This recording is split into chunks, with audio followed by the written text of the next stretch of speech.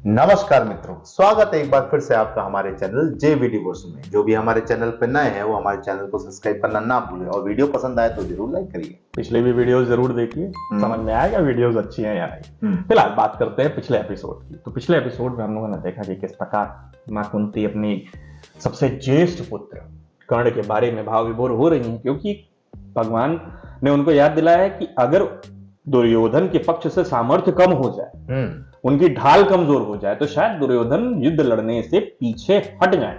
भगवान श्री कृष्ण माता कुंती से कहते हैं कि आप जाइए और आप उनको समझाने का प्रयत्न कीजिए, लेकिन माता कुंती कहती है कि नहीं वासुदेव, आप सर्वज्ञ हैं, आप सर्वज्ञाता हैं, आपके हृदय में मुझसे ज्यादा करुणा है, सबके लिए करुणा है, तो आप जाइए और आप बताइए। कहीं ना कहीं माता कुंती के मन में डर भी था कि मैं क्या कैसे सामना करूंगी, कैसे उनको मैं ये समझा पाऊंगी कि मैंने क्यों आपको त्यागा। कर्ण के सम्मुख वो कितनी बार हो, लेकिन हर बार वो किसी ना किसी कारण से या तो किसी परिस्थितियों के कारण वो उनको बता नहीं पाए। अब भगवान श्री कृष्ण किसी भी तरीके से अंगराज कर्ण को धीरे धीरे चीजें बता रहे हैं। अब हमें ये देखना है कि क्या पूरी जानकारी दे पाते हैं। अच्छा, देखा जाए तो अंगराज कर्ण सबसे ज्येष्ठ है। अब देखते हैं, अगर ज्येष्ठ होने के नाते वो ये मान लेते हैं कि हाँ वो धर्म के पक्ष में जाएंगे तो क्या होगा। चलिए शुरू करते हैं, बाकी बातें एपिसोड में करें। शुरू करते हैं एपिसोड 195 पार्ट 2। मेरा तो ये मानना है कि अधिकार सामर्थ्य को मिलना उचित है, और सम्मान तो मनुष्य को स्वयं के लिए होना उचित है, क्योंकि जो दूसरों से सम्मान की अपेक्षा करता है, आशा करता है, वास्तव में उसके लिए कोई भी सम्मान पर्याप्त प्रतीत ही नहीं होता, उसे संतोष नहीं होता। जैसे आप सम्मान और अपमान के विचारों में इतना खो गए कि धर्म का ज्ञान होते हुए भी अधर्म का त्याग नहीं कर पाते। मुझे युवराज के पक्ष में कोई अधर्म दिखाई नहीं देता वासुदेव, क्योंकि आप सत्य को टुकड़ों में देख रहे हैं अंगराज। मैंने आपसे कहा था, भाग्य मनुष्य के निर्णयों का परिणाम है। आपका एक निर्णय आपका भाग्य भी बदल सकता है। विचार कीजिए कि यदि राजमाता कुंती आपकी माता होती। ऐसा विचार मैं किस प्रकार कर सकता हूं वासुदेव? मैं सूत अधीरथ और माता राधा का पुत्र हूं, जिसके रोम रोम पर युवराज दुर्योधन का ऋण है। धीरे धीरे बताओ। नहीं अंगराज, आप अपने जन्म की वास्तविकता जानते ही नहीं। बता देंगे। कैसे मिला इनको कवच और कुंडल, ये सब भी तो उनको सोचना चाहिए। आपका सामर्थ्य भगवान सूर्य नारायण का प्रसाद है। आप स्वयं भगवान सूर्य नारायण के मंत्र प्रसाद हैं।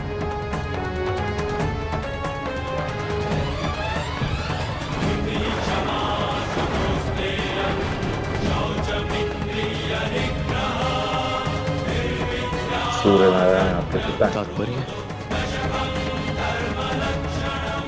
अंगराज, आप अधिरथ तथा माता राधा के पुत्र नहीं।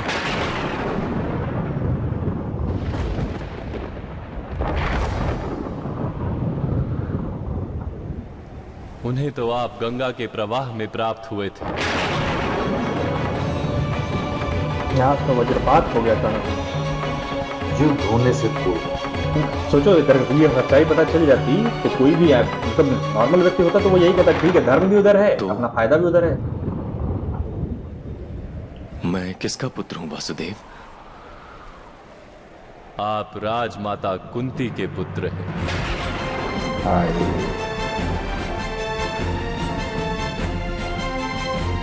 अब अंगराज कर्ण को कनेक्शन भाई मेरे तो झूठ बता रहे भाई।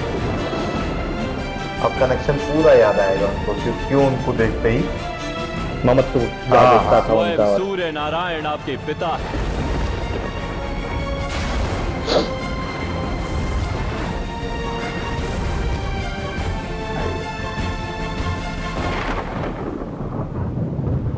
इसीलिए तो दिव्य कवच और कुंडल के साथ जन्म मिला है आपको।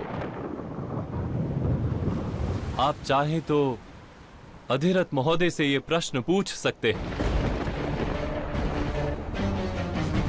स्वयं सूर्य नारायण से पूछ सकते हैं और फिर मां कुंती से भी पूछ सकते। विचार करने की अपनी रीत बदलकर अपना निर्णय लीजिए। एक बार फिर विचार कीजिए। ऐसा अनुरोध है मेरा। कथा संग्राम की क्या कश्मकश है? क्या अब समस्या ये होगी ना कि अब क्या है, सामने वाले हमारे सगे भाई, उसके बावजूद बंदे ने मतलब कर्ण ने अपनी वचन का जो मूल्य है वो निभाया।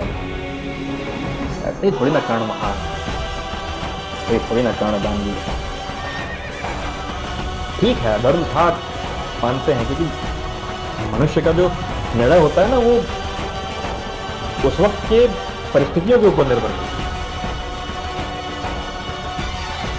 सोच के देखिए एक बार, मतलब मैं परिकल्पना कर पा रहा हूं कि अगर इनको पता चले कि युधिष्ठिर से बड़ा मैं हूं और मुझे सारा साम्राज्य मिलेगा, दुर्योधन भी मेरे नीचे ही रहेंगे, दुर्योधन भी कुछ नहीं करेगा। राधा माँ कहाँ है आप? पुत्र कर्ण, पुत्र मैं तुम्हारे लिए भोजन पका रही थी।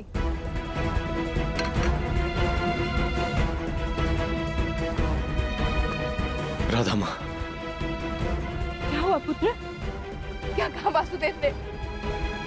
वासुदेव, वो दुष्ट है राधा माँ, धूर्त है वो व्यक्ति। युवराज यथार्थ कह रहे थे। क्या कह रहे थे पुत्र? पहले मेरे प्रश्न का उत्तर दो।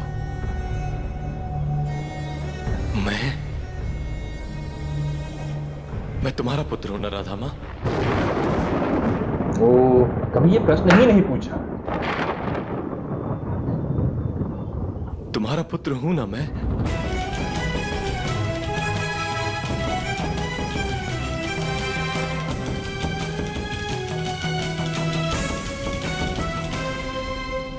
अवश्य तुम मेरे ही पुत्र हो, और किसके पुत्र हो सकते हो? वो दुष्ट वासुदेव, वो छल कर रहा है मेरे साथ। युद्ध से पहले मेरे मन को विचलित करने के लिए छल कर रहा है वो मेरे साथ। मुझे वीक करना चाहता है, ये सोचा। गांधाराज ने कहा था कि वो छल अवश्य करेगा।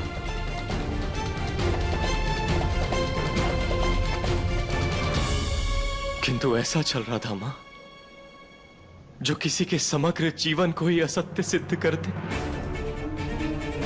ऐसा छल जो किसी के विश्वास का समूल नाश कर दे। ऐसा छल रहा था मां जो किसी के अस्तित्व के मूल में आघात करे, जो किसी पुत्र को अपनी माता पे उसकी संदेह माता से प्रकट दूर कर। कर दे। ऐसा चल रहा था मां। मुझे तुमसे कौन दूर कर सकता है पुत्र? तुम मेरे पुत्र हो, केवल मेरे पुत्र। और किसने कह दिया कि तुम राधा और अधिरथ के पुत्र नहीं हो? मुझे प्राप्त करने की ऐसी भी क्या लालसा किसी हृदय में कि वो इतना बड़ा असत्य कह दे?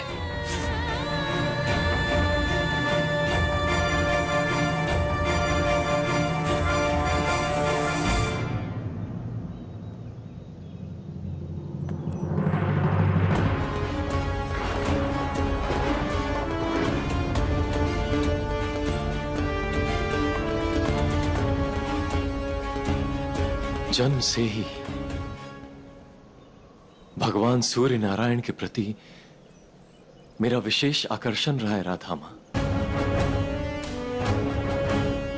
जिस तपते सूर्य की ओर लोग सीधी दृष्टि से देख तक नहीं पाते, मुझे वो शीतलता प्रदान कर। मैं उन्हें बड़ी सरलता से देख पाता हूं। मन में कितनी ही हताशा क्यों न घिरी, एक तब विश्वास भी हो गया उनको उनकी बातों से, और एक तब वो चाह रहे हैं कि राधा माँ उसको सत्य साबित कर दें। हो जाती है। हृदय आनंद से भर उठता है राधा माँ। किंतु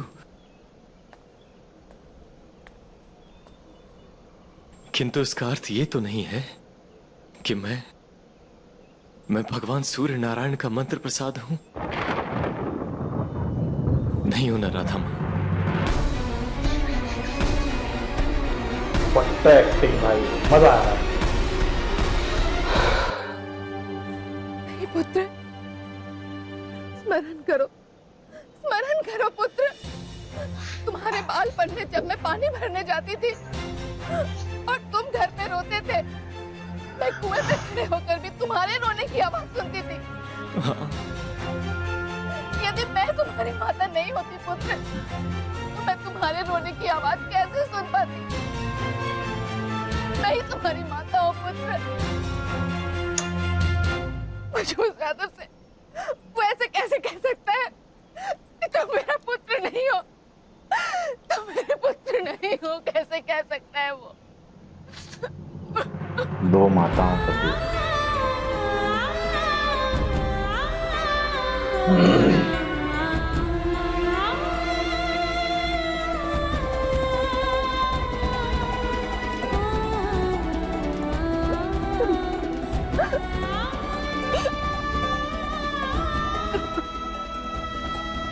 मैं तुम्हारा ही पुत्र हूं राधा मां, तुम्हारा ही पुत्र हूं मैं। अवश्य मेरे पुत्र हो। वरन है, बालपन में किसी बच्चे को बचाते वक्त तुम दौड़ते रथ से गिर गए थे। उस वक्त मुझे मेरी मृत्यु का अनुभव हुआ था। बात नहीं तो इतनी विचलित होती है ना पुत्र? हाँ राधा मां।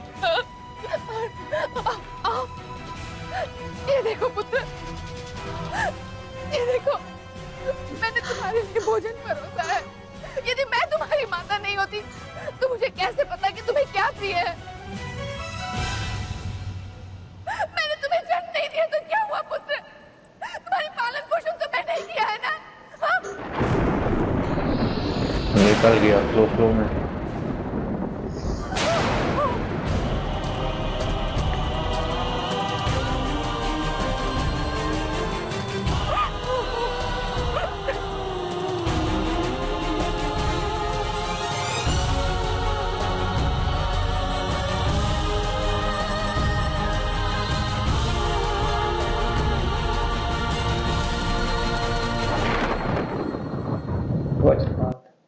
वास्तविकता का परिचय करा दिया है भगवान कृष्ण कर्ण को। कर्ण से ये जो बात है वो उनको हजम नहीं हो पा रही, क्योंकि ये उनके अस्तित्व पे आघात है। आज तक बचपन से जो कुछ भी उन्होंने देखा, झेला, सुना, जिस भी प्रकार का उनको वातावरण मिला, उनके जन्म के कारण, उनके सूत पुत्र होने के कारण ही कहा गया। उनको जन्म से जो अधिकार और सम्मान नहीं मिला, या फिर वो जो चीज पे सीखना चाहते थे, जैसे उन्होंने धनुर्विद्या वो ग्रहण करना चाहते थे। मैं कह रहा हूं ये सारे प्रकरण आप भूल जाइए। सम्मान, फलाना ढिमकाना सब भूल जाइए। आप बस एक चीज याद रखिए, वो ये कि जन्म से उनका अधिकार था युधिष्ठिर के पद पे, जिसके लिए पूरी महाभारत हो रही है, जिसके लिए संपूर्ण आर्यवर्त में महाभारत हो रही है। अब इस चीज का जब उनको ज्ञात होगा कि हाँ मैं ज्येष्ठ हूं, ज्येष्ठ मतलब कुरुओं में, पांडवों में, सब में कम से कम 13 साल ज्येष्ठ, आगे पीछे कोई एग्जिस्ट ही नहीं करता। उसके बाद भी अगर टिके रह रहे हैं तो ये कहीं ना कहीं अभी तो खैर भगवान श्री कृष्ण ने जब बताया है तो सीधी सी बात है, जो बचपन से जिनको वो माता समझ रहे हैं और वो माता, उनको पता चल रहा है कि वो माता मेरी माता है ही नहीं। तो देखिए बात यहाँ पे ये है कि इस वक्त जिस प्रकार का उनके ऊपर मानसिक आघात हो रहा है, मानसिक के साथ साथ जो उनकी भावनात्मक आघात मिल रहा है उनको, भाई जिनको वो माता समझते थे वो माता नहीं। ममत तो जाएगा नहीं, वो पता है, लेकिन जन्म का अधिकार जिसे प्राप्त होता है वो उनसे छूट जाएगा। और कहीं ना कहीं ये सारी चीजें उनके भविष्य को कहीं ना कहीं बहुत हिला देगी। भगवान श्री कृष्ण ने बहुत सोच के ही बताया है, क्योंकि वो चाह रहे थे कि इसके बाद वो अपना निर्णय एक बार विचार करें कि इसको बदला जा सकता भी है कि नहीं, आपके लिए ठीक है कि नहीं। तो हमें अब अगले एपिसोड में देखना है कि इसके बाद की प्रकरण क्या होता है, माता कुंती से भेंट होती है या फिर जो निर्णय पे विचार करने को कहा गया उस पर विचार करते हैं कि नहीं। फिलहाल इस एपिसोड को मैं यहीं छोड़ना होगा। तब तक के लिए राधे राधे।